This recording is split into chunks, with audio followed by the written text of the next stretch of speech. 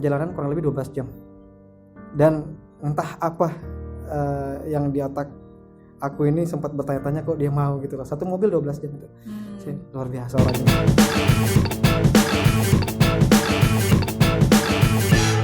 Eits, tunggu dulu. Sebelum nonton video lengkapnya, jangan lupa untuk subscribe ya dan klik link di bawah ini. Jangan lupa juga untuk klik tombol loncengnya. Oke? Terima kasih. Selamat menonton. Nah, tapi berawal dari Sang Pisang, sekarang ada banyak nih. Ada ternak kopi, ada mangkoku, ada gula, ada pokoknya banyak banget nih. Itu apa yang membuat dari Sang Pisang akhirnya ternak kopi yang kedua berarti? Yes. Ya, jadi kita ekspansi lah ya. Jadi kalau kita udah punya Sang Pisang, kita masuk ke ternak kopi. Nanti kita ada ternak minum, ternak kue. Jadi kata ternak ini, ternak itu beranak kan? Iya. Memperbanyak. Jadi ternak kopi ini salah satu inovasi juga yang aku bilang tadi. Sekarang udah banyak kopi M, janji jiwa, sejiwa. Iya. Dan ternak kopi ini salah satu inovasi terbaru karena dia kopi fermentasi. Jadi nanti dia akan tahan sampai 30 hari tanpa bahan pengawet. Oke. Nah, dan punya 10 varian. Iya. Variannya pun unik-unik yang mungkin anak milenial penasaran. Kopi rasa Baileys. Iya. Nanti ada Havana, almond, Scotch Basa. Ada karamel tadi ya? Ada karamel, ada teh cold brew bahkan. Ada teh juga. Nah, jadi nanti bisa didapatkan di XX1. Kemudian juga nanti bisa didapatkan di semua store kita di mall-mall, Mall of Indonesia, GGP, kemudian MKG, di PGC, saya lupa sekarang udah ada 30 outlet, bisa dilihat di Gojek sama Grab. Pokoknya akan banyak tokonya buka. Dan bentuknya seperti ini ya, jadi maksudnya di botol, terus udah gitu tinggal bisa langsung diminum. Kita ciptakan solusi. Jadi problemnya adalah banyak orang yang mau kopi tapi nggak mau antri. Ini ternak kopi ini tinggal ambil. Dan vending mesinnya akan segera hadir di Jakarta Selatan. Yes. Ada vending mesinnya juga nanti ya. Oke. Dan berarti kalau misalnya tadi pisang, abis itu sekarang kopi, terus di dunia F&B juga ada. Nanti namanya itu kita ada di Sunter, gabung satu brand, 6 lantai. Namanya sih belum ada, tapi Sunternya itu di dekatnya Food Corner, di depannya persis 6 lantai. Di situ nanti ada brandnya Mangkoko, ternak kopi, kemudian ada brandnya gaming cafe. Kita bikin gaming cafe. Jadi kalau misalnya orang biasanya nonton bola di cafe, kalau kita itu nonton orang main game. Main game. Jadi ini cafe gaming tuh bukan game yang biasa kan ada board game. Ini lunch. Jadi lunch, tapi kita nontonnya orang main Mobile Legends. Nonton PUBG. Manusianya berubah. Jadi kita harus masuk ke arah sana. Jadi create market. Nah, lantai atas itu ada iColor, service iPhone yang 15 menit jadi. Jadi itu semua masih dalam bisnisnya Mas Kaisang dan Mas Gibran. Kebetulan aku juga support juga di situ. Kemudian ada Mangkokku juga, bisnisnya Mas Gibran dan Mas Kaisang. Banyaklah F&B yang kita lagi gencarkan sekarang karena kenapa kita punya visi, satu, brand lokal lebih baik, kedua, menyerap tenaga kerja sebanyak mungkin, memberdayakan petani pisang, petani kopi. Bahkan di Sang Pisang itu kita mengkuliahkan karyawan. Maksudnya gimana tuh? Jadi mereka yang masuk D3 kita upgrade S1, yang masuk SMA kita upgrade D1. Jadi kita kuliahkan mereka. Biar apa? Loyal. Kata kuncinya loyal. Kalau saya bisa mengembangkan satu karyawan, ngapain saya rekrut 10 karyawan baru? Betul. Dan loyalitas itu ya butuh waktu juga ya berarti ya.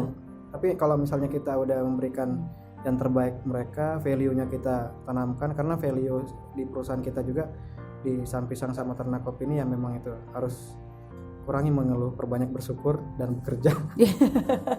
betul.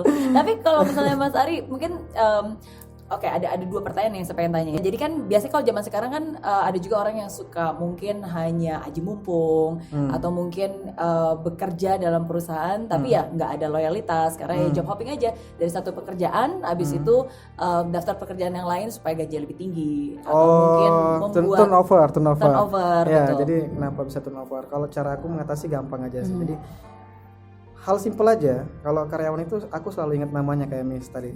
Itu kan ingat nama semua karyawan itu luar biasa, itu penghargaan buat mereka. Jadi walaupun aku punya karyawan di Jakarta ini 100, aku ingat semua namanya. Satu itu, mereka merasa terhargai. Itu hal simpelnya, tapi hal yang harus di maintain itu adalah reward employee. Tiap bulan itu harus bikin kegiatan kompetisi. Ketika orang berkompetisi itu ada passion bekerja. Kalau misalnya kita cuma tiap hari datang buka laptop, nggak ada yang achieve ditargetkan, itu agak susah. Jadi mereka itu kenapa bisa loyal, karena kita satu reward itu kan kadang jalan-jalan, kemudian kadang kita bagi sembako, kemudian kita orang tuanya masuk ke rumah sakit kita bayarin, ya.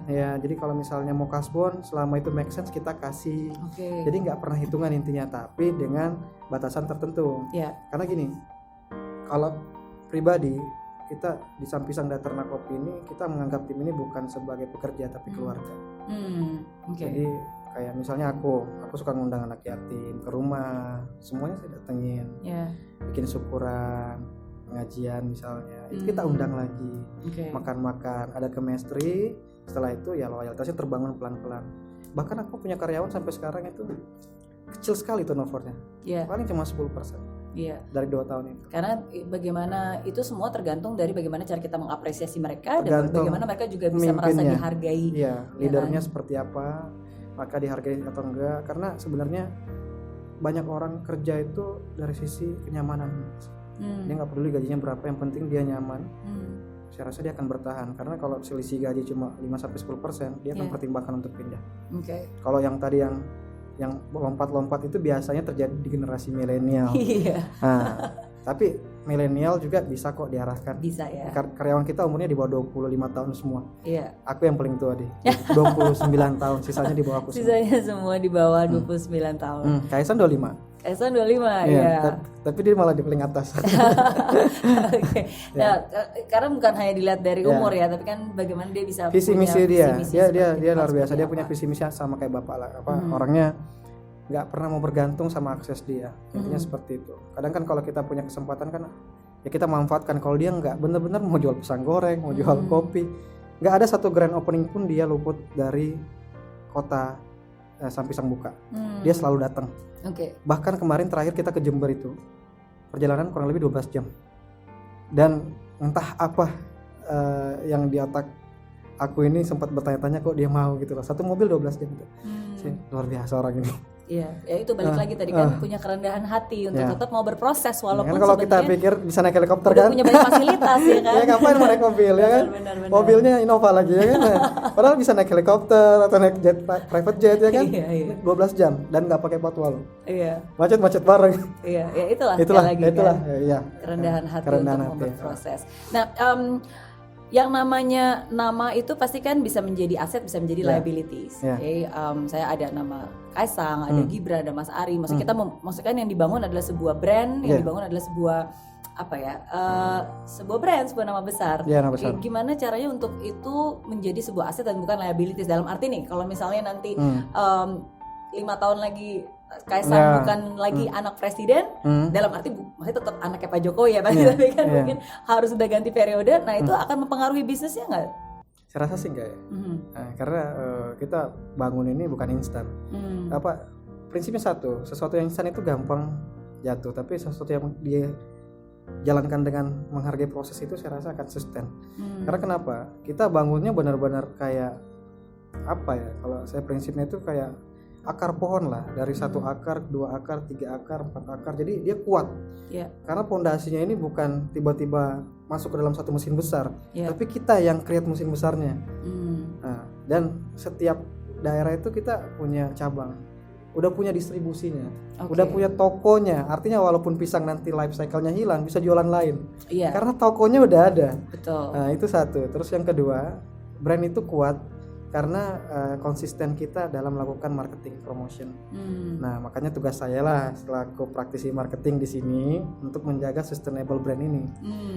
Jadi Sang Pisang akan bergerak terus. Kita akan improve 3 bulan sekali, akan keluar inovasi baru. Terus tokonya akan kita perbanyak, koordinatnya akan kita perbanyak karena market Indonesia besar. Ada 240 juta orang Indonesia. Dan kita baru menyentuh 1 sekian persen. Udah ada berapa cabang berarti sekarang? Udah ada 75 outlet. Wow, dalam waktu 1 tahun lebih ya. Bulan depan kita akan buka di Malaysia tanggal 15 Oktober. Wow. Di Malaysia. Di Pavilion. Oke. Ya, KL. Di Pavilion KL. Oke, itu setiap kali KL saya pasti ke sana. Daerah Bukit Bintang situ. Ya harus. Wah, seru dong berarti kan. Dan rencana nanti tahun depan Thailand. Oke. Namanya tetap Sang Pisang? Sang Pisang Malaysia. Sang Pisang Malaysia. Ya paci-maci lah. Oke, berarti kalau dari Mas Ari kan terlihat sekali sangat visioner ya. Berarti mimpi Mas Ari ke depannya tuh seperti apa sih? Kalau mimpi ke depannya simple aja. Ya kita mau merekrut orang lebih banyak lagi, karena bagi saya pribadi ada kebahagiaan sendiri pada saat melihat mereka itu happy, terutama habis terima gaji. Nah itu saya nggak kebayang ya berapa banyak keluarga yang kita hidupin gitu. Nah kayak Sampung sama, jadi kita mau nyerap tenaga kerja sebanyak mungkin, dan paling terpenting ini UKM ini. Jadi kita nggak mau matiin usaha kecil menengah, tapi kita mau gandeng. Makanya nanti ke depannya kita akan ada satu bisnis lagi yang gandeng UKM. Ya, jadi memberdayakan manusianya, memberdayakan produknya, dan yang paling terpenting adalah ya menciptakan inovasi dan mendapat nama baik lah. Betul.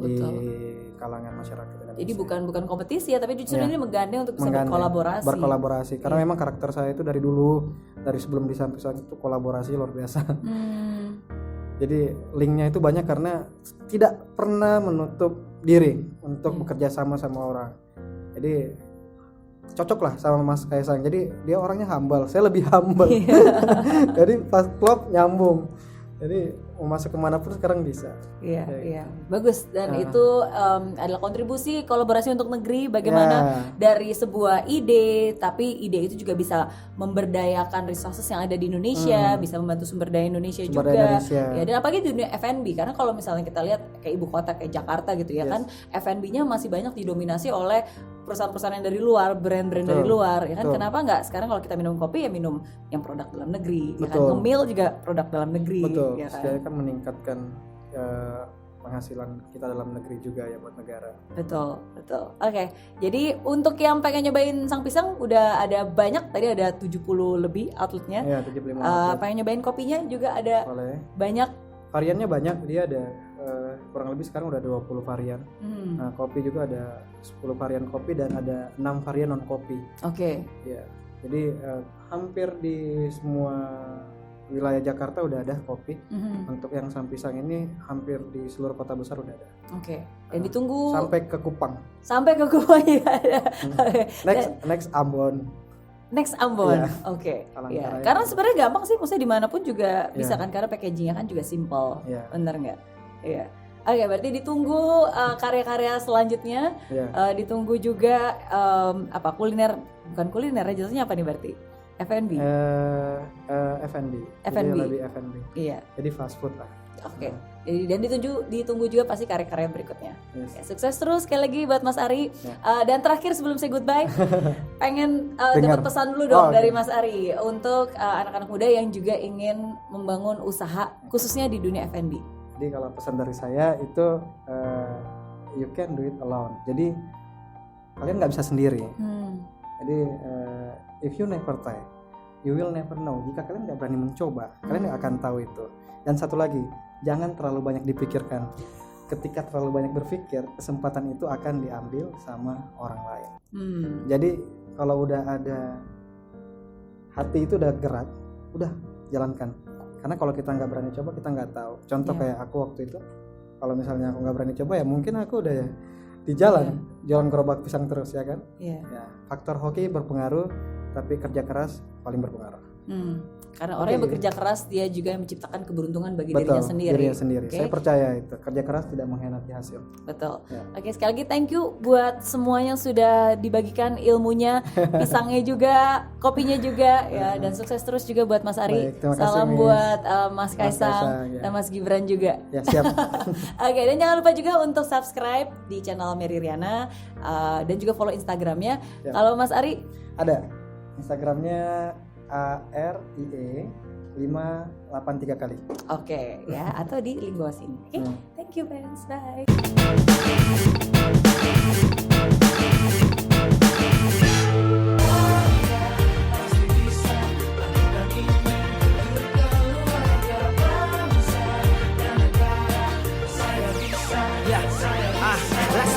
Langit tanpa hujan, hidup tanpa tujuan, kering dan mati tanpa hijaunya tumbuhan. Demikian kalau mimpi tak kunjung terjadi,